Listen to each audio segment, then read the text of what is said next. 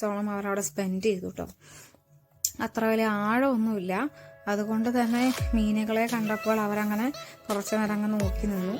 അവർ നീങ്ങുന്നതും ഒക്കെ നീന്തണതും എല്ലാം കണ്ടിട്ട്. അതിനുശേഷം ഞാൻ പെട്ടെന്ന് നോക്കിയപ്പോൾ പെട്ടെന്ന് ഒരു ട്രെയിനിൻ്റെ സൗണ്ട് ഞങ്ങൾ കേട്ടു.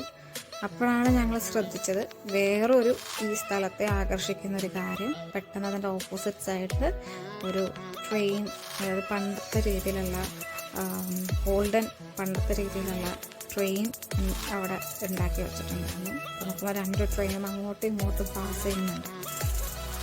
അപ്പോൾ മൊത്തത്തിൽ എൻ്റെ ഒരു ഇതിൽ ഇവർ ഈ ഒരു ക്ലോണാക്കിൽറ്റി വെസ്റ്റ് കോർക്കിലെ ആ സിറ്റി തന്നെ അവർ ചെറിയൊരു തോതിൽ ഒന്ന് ചെറുതാക്കി ഉണ്ടാക്കി വെച്ചിരിക്കുകയാണ്. അതുപോലെ തന്നെ റെയിൽവേ